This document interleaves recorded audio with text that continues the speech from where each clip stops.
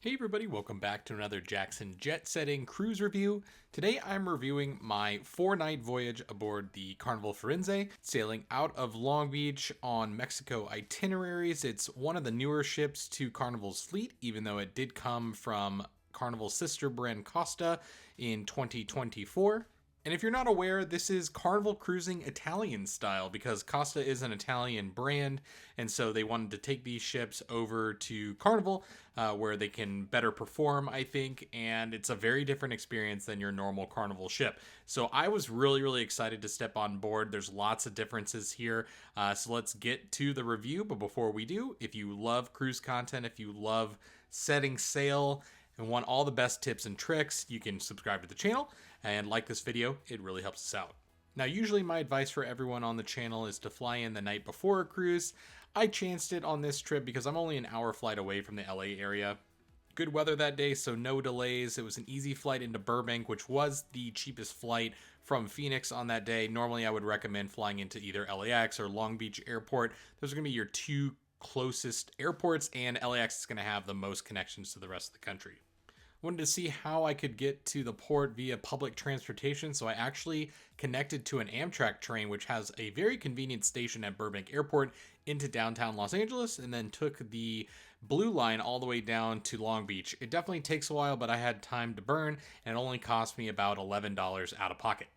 Once I got off of the Blue Line, it was a decent walk, but not too bad, over to the port of Long Beach, where Carnival owns this awesome terminal complex. It's actually where the Spruce Goose used to be held. You know, the Howard Hughes plane, the largest wingspan plane to ever fly. This is definitely a hiccup in the voyage because I really do not enjoy boarding Carnival ships out of Long Beach. It just always seems to be very backed up. They generally don't have enough staff just to handle the crowds. The staff are very friendly though, but I just feel like the wait is always pretty awful. It took about 45 minutes for me to get through security and everything and making my way to the Firenze.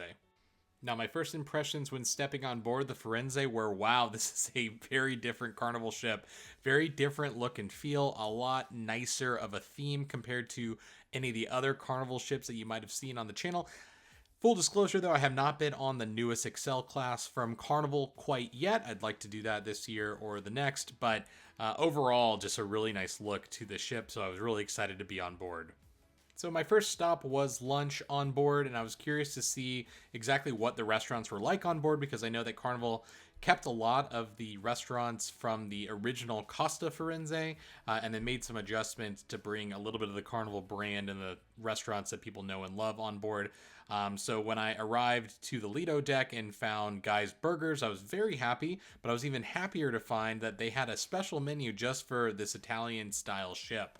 If you've watched any of my other Carnival videos, you know I always sing the praises of Guy's Burgers. I think it's one of the best burgers at sea, and this was no exception. I love the pepperoni burger. They had fresh shaved Parmesan on top. It was really a high-end experience for what is essentially a poolside restaurant. I did take a peek inside the buffet, which is normally busy on embarkation day, and that was definitely the case here.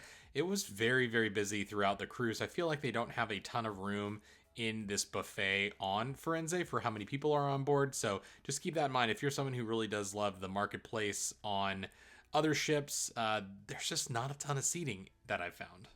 Now, I didn't have too long to wait until my cabin was ready, so I was excited to take my bags and drop them off when they were at 1:30. Overall, I'm really excited that I booked this rear-facing balcony cabin. It's on deck 2, which is lower than most of the other balcony cabins on the ship. That's because there's this shelf that's on the stern of the ship where these balconies sit. Now, if you like to lean over your balcony and look straight down into the ocean, these are definitely not for you. There's a big shelf that extends beyond your balcony that you can't access. But you do have the nice wake views, and of course you have the sunshine. So overall, I would say that these aren't necessarily the best balconies, but they are very roomy, and of course the room itself is pretty normal cruise Carnival cabin. Not really too many differences that I've seen between this and my other balcony cabins that I've had on like the Carnival Luminosa or any of the other ships. I went exploring on my embarkation day around the ship because everything was so new, and one interesting thing I thought was pretty cool on this ship was the terraza cabins, and so this is also in the aft section of deck 5. And this is a special area that have balconies that you can actually access a pool deck directly from your balcony. You can access your room from that balcony, which is pretty cool. The downside of that is you do have a public access way in front of your balconies there, so it's not really true sea views. So it's not going to be for everyone, but I did like how you could access all these private hot tubs just for your cabins. I didn't see them really checking wristbands, and of course I wasn't in this area on my cruise, so I was able to walk in and just get a few shots and check things out. But if you're a big pool goer, you may actually love these cabins, so just keep that in mind. And if you are planning a voyage on the Carnival Firenze or any other Carnival ship, any cruise in general, we do book travel here at Jackson Jet Setting. You can reach out to us at markjackson@jacksonjetsetting.com and we can get you over a free quote. So I'll dive into the ship itself. It was sparkling, brand new feeling. I loved all of the Italian touches. I've spent a lot of time in Italy over the years through my travels. I love the country of Italy, Italian myself, so I was loving all of the Tuscan representation on board the Carnival Firenze. There's just a lot to do on the ship as well. It's a bigger ship, the biggest Carnival ship that I've been on. I know she has a few sister ships that are sailing from different ports in America, including Long Beach. The Carnival Panorama has a similar build to the Firenze. Few differences I understand, so I'm excited to step on board the Panorama one of these days as well. But lots of things to do here, lots of games spread out on lots of decks. This was designed for a European audience, so there are a few differences. One thing is there's just lots of strolling space, I think, on these ships. I know Europeans like to walk a whole bunch, so this was something I maybe noticed.